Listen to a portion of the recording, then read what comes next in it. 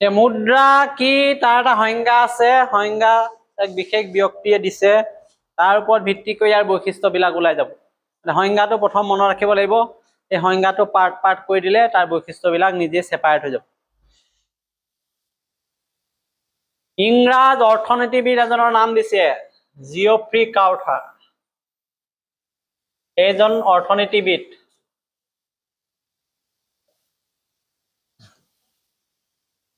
তেওঁ এটা সংজ্ঞা দিছে, মনত ৰাখিব লাগিব, বিনিময়ৰ মাধ্যম হিচাপে এডোখৰত এটা পাৰ্ট, সাধাৰণ গ্ৰহণযোগ্যতা থকা এইটো পাৰ্ট, আৰু লগতে সামগ্ৰীৰ মূল্যৰ মাপকাঠি আৰু মূল্যৰ ভাণ্ডাৰ হিচাপে কাৰ্য সম্পাদন কৰা যিকোনো সামগ্ৰী হল মুদ্ৰা। পাৰ্ট পাৰ্ট হৈ গল। বিনিময়ৰ মাধ্যম হিচাপে সাধাৰণ গ্ৰহণযোগ্যতা থকা আৰু লগতে সামগ্ৰীৰ মূল্যৰ মাপকাঠি আৰু মূল্যৰ ভাণ্ডাৰ হিচাপে কাৰ্য সম্পাদন কৰা যিকোনো সামগ্ৰী হল মুদ্ৰা। ভাগ ভাগ কৰি দিও, তাত বৈশিষ্ট্য ওলাই যাব। বিনিময়ৰ মাধ্যম এইটো এটা বৈশিষ্ট্য, সাধাৰণ গ্ৰহণযোগ্যতা থকা এইটো এটা বৈশিষ্ট্য, মূল্যৰ ভাণ্ডাৰ এইটো এটা বৈশিষ্ট্য, সামগ্ৰী মূল্যৰ মাপকাঠি এইটো এটা বৈশিষ্ট্য, কাম কৰে যিকোনো সামগ্ৰী, এইটোৱে হল মুদ্ৰা। সংজ্ঞাটো মনত ৰাখিব লাগিব যে বিনিময়ৰ মাধ্যম হিচাপে সাধাৰণ গ্ৰহণযোগ্যতা থকা মূল্যৰ মাপকাঠি আৰু ভাণ্ডাৰ হিচাপে সামগ্ৰী মূল্যৰ মাপকাঠি মূল্যৰ ভাণ্ডাৰ হিচাপে কাম কৰা যিকোনো সামগ্ৰীকে মুদ্ৰা বোলে।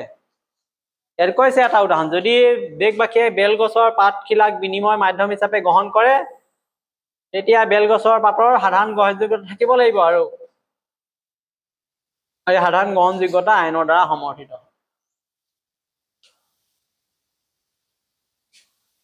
কাৰ মনত ৰব এতিয়া বৈশিষ্ট্যটো?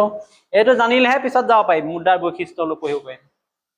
সংজ্ঞাটো একদম জানিব লাগিব যে মুদ্ৰাৰ সংজ্ঞাটো কি কৈছে আৰু কোনজন অৰ্থনীতিবিদে দিছে, জিঅফ্ৰি ক্ৰাউথাৰ।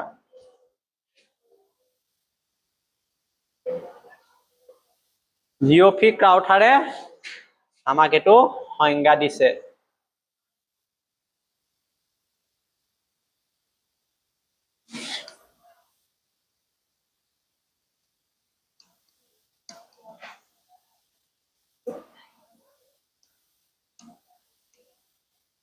প্ৰথম কৈছে বিনিময়ৰ মাধ্যম,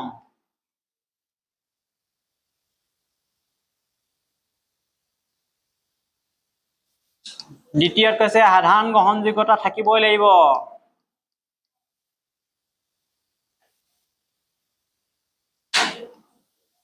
তৃতীয়তে কৈছে সামগ্ৰীৰ মূল্যৰ মাপকাঠি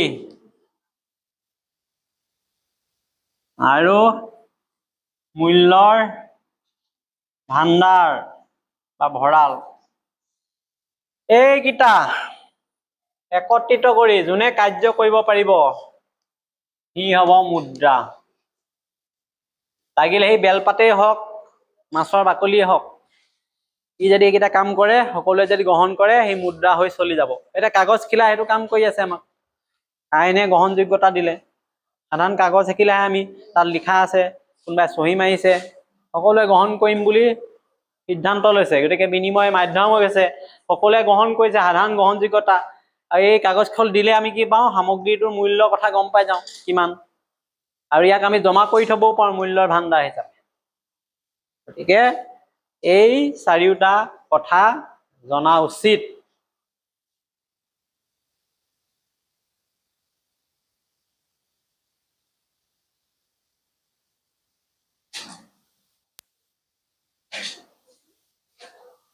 এতিয়া আমি ইয়াৰ পৰাই সংজ্ঞাৰ পৰাই আমাৰ বৈশিষ্ট্যবিলাক চাম। প্ৰথম বৈশিষ্ট্য, মুদ্ৰাৰ ইয়াৰ 8টা বৈশিষ্ট্য আছে বুলি কৈছে। প্ৰথম পাইছিল নাই, মুদ্ৰাৰ কি থাকিব লাগিব, সাধাৰণ গ্ৰহণযোগ্যতা শব্দটো আছে নে নাই? সংজ্ঞাটোত আছিলে নে এইটো? সেইকাৰণে ভাগ কৰি দিছিলোঁ। মুদ্ৰাৰ সাধাৰণ গ্ৰহণযোগ্যতা থাকিব লাগিব, নহ'লে মুদ্ৰা বিনিময় মাধ্যম হ'ব নোৱাৰে। মুদ্ৰাৰ বৈশিষ্ট্যসমূহৰ ভিতৰত এইটোৱে সবাতোতকৈ গুৰুত্বপূৰ্ণ। এইটো মনত ৰাখিবি, MCQত আহিব। মুদ্ৰাৰ আটাইতকৈ গুৰুত্বপূৰ্ণ বৈশিষ্ট্য কিন্তু এইটো, মুদ্ৰাৰ সাধাৰণ গ্ৰহণযোগ্যতাটো। 8টা বৈশিষ্ট্য আছে, তাৰ ভিতৰত আটাইতকৈ জৰুৰী এইটো ছেপাৰেটকে আহে। তলত দিয়া কোনটো বৈশিষ্ট্য মুদ্ৰাৰ আটাইতকৈ বেছি গুৰুত্বপূৰ্ণ, তেতিয়া মুদ্ৰাৰ সাধাৰণ গ্ৰহণযোগ্যতাটো লিখিব। বা এইটো প্ৰশ্ন আছে পিছফালে। 2 নম্বৰ, মুদ্ৰাৰ চিনাক্তকৰণ সহজ হ'ব লাগিব, সহজে চিনি পাব লাগিব, আন সকলোবোৰ সামগ্ৰীতকৈ বেলেগ হ'ব লাগিব। মুদ্ৰাৰ চিনাক্তকৰণ যদি সহজ নহয়, বেচা কিনাৰ সময়ত জটিলতাই দেখা দিব। আমি টকা পইচাটো দেখিলে সহজে চিনি পাওঁ নে নাই? 2খন কাগজ দিছো আৰু এখন মুদ্ৰাৰ কাগজ দিছো। সাধাৰণ কাগজ আৰু মুদ্ৰা কাগজ একে হ'ব নেকি? আমি দেখিলে গম পাই যাম কোনখন। অকমানি ল'ৰা বা ছোৱালীটোৱে গম পায় এইটো পইচা হয়, এইটো সাধাৰণ কাগজ হয়। এইটো পুতলা কাগজ, এইটো পুতলা পইচা। জেৰক্স কৰা পইচা ওলাই নে? সেইটোৰ লগত আৰু অৰিজিনেল পইচাটো মিলিব নেকি? চিনাক্তকৰণ সহজ। মুদ্ৰা সহজে নষ্ট নোহোৱা বস্তু হ'ব লাগিব। সহজে নষ্ট হোৱা বস্তু হলে মুদ্ৰা নহ'ব, নোহোৱা হ'ব লাগিব।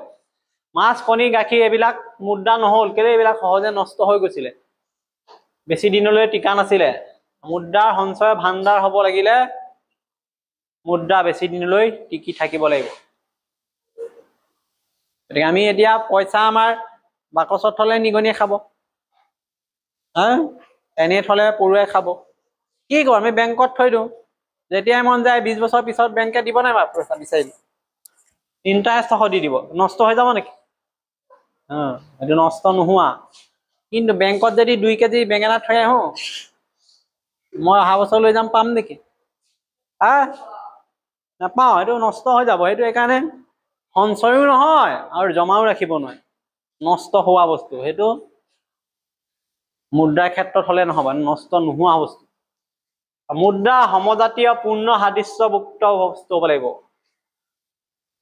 মুদ্ৰাবিলাক দেখিবলৈ একে হ'ব লাগিব। 100 টকীয়াটো 100 টকীয়া লগত, মোৰ ওচৰত যিটো 100 টকীয়া আছে তেওঁৰ ওচৰতো একো। 500 টকীয়াটো একেই হ'ব লাগিব, 10 টকীয়াটো একেই হ'ব লাগিব, সমান হ'ব লাগিব। এখন অকমানি এখন বৰ ডাঙৰ এনেকুৱা লোৱা নহ'ব। যদি এখন 100 টকীয়া নোটৰ আকাৰ ডাক টিকটটোৰ দৰে একেবাৰে সৰু, আৰু আন এখন 100 টকীয়া নোট বাতৰি কাকত এখনৰ সমান হলে হ'বনে? নহ'ব। মুদ্ৰা হলে সমান আকাৰৰ হ'ব লাগিব, আৰু এনেকুৱা হলে বেমেজালিয়ে দেখা দিব। সকলোবোৰ 100 টকীয়া নোট সকলো পিনৰ পৰা একে হ'ব লাগিব।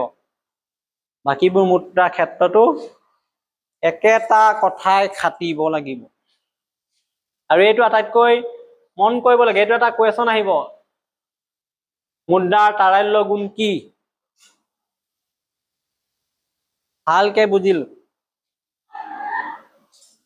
মুদ্ৰাৰ তাৰল্য গুণ থাকিব লাগিব, লিকুইডিটি। তাৰল্য গুণ কি? ইয়াতে ধুনীয়াকে দিছে, এইটো প্ৰশ্নই তাৰমানে 2 নম্বৰৰ। যিকোনো মুদ্ৰা সমমূল্যৰ সা সামগ্ৰীলৈ তৎক্ষণাৎ প্ৰত্যক্ষভাৱে ৰূপান্তৰিত হলেই মুদ্ৰাৰ তাৰল্য গুণ আছে বুলি ক'ব লাগিব। মুদ্ৰা আছে মোৰ ওচৰত 100 টকা, মই বস্তু লৈ নুফুৰো, কিন্তু বস্তু মোৰ ওচৰত আহি যাব। কি আছে মোৰ ওচৰত? মুদ্ৰা।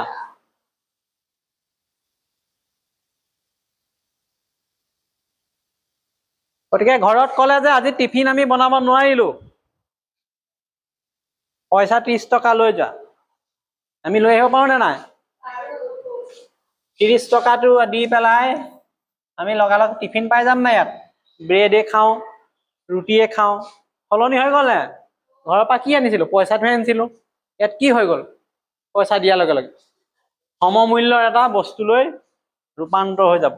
গতিকে আমি বজাৰলৈ যাওঁ, পইচা লৈহে যাওঁ, আমাৰ ঘৰত খেতি নাই, পাচলি নাই। কোনোবাই চিন্তা কৰি আছা নেকি? মোৰ ঘৰত এইবাৰ পাচলি খেতি নহল, মই কি খাম? একো চিন্তা কৰিব নালাগে, পইচা আছে যাৰ, বজাৰলৈ গ'ল, 1000 টকা লৈ গ'লেই হ'ল, কি পাচলি লাগে ভাগে ভাগে আহি যাব। অৰ্থাৎ পইচাটো দিলে সমমূল্যৰ সামগ্ৰীলৈ তৎক্ষণাতেই ৰূপান্তৰ হৈ যাব। এই গুণটোক কয় তাৰল্য গুণ। যিমান মূল্য আছে সিমানহে পাব বস্তু। মই 100 টকা দিছো, মোক 1 বেগ চাউল লাগিবই বুলি ক'লে হ'ব নেকি? 100 টকাত খুব কেজি 2 কেজি চাউল দিব। এই তুলনাটো থাকিব লাগিব। এই সেইকাৰণে শব্দ এটা কৈছে, এই সমমূল্য হ'ব লাগিব সা সামগ্ৰী লৈ। বিনিময় প্ৰথাত সামগ্ৰীৰ তাইল্য গুণ নাথাকে, কাৰণ সামগ্ৰী তৎক্ষণাত প্ৰত্যক্ষভাৱে আন সামগ্ৰীলৈ ৰূপান্তৰ হোৱা নাছিলে। সোণ, ৰূপ, মাটি বাৰী এইবিলাক মুদ্ৰাৰ দৰে পৰিসম্পাদ, কিন্তু সেইবোৰৰ তাইল্য গুণ মুদ্ৰাতকৈ কম। মুদ্ৰা সামগ্ৰীলৈ তৎকালীনভাৱে প্ৰত্যক্ষভাৱে ৰূপান্তৰিত হয়, কিন্তু সোণ ৰূপ তৎক্ষণাত ৰূপান্তৰিত নহয়। সেইবিলাক সকলোৱে নল'বও পাৰে। সোণ ৰূপ ইত্যাদি সামগ্ৰীলৈ ৰূপান্তৰ কৰিবলগীয়া হ'লে পোনতে সোণ বা ৰূপ ভূমি বিক্ৰী কৰিব লাগিব। তাৰ পৰা আমি যিখিনি ধন পাম সেইখিনিহে পিছত আকৌ বেলেগ বস্তু আমি কিনিব লাগিব। তৎক্ষণাত নহয়, ডাইৰেক্ট নহয়।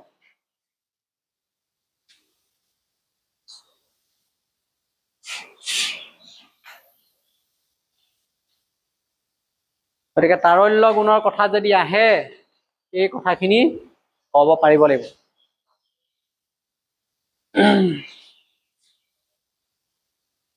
আৰু এটা গুণ বৈশিষ্ট্য,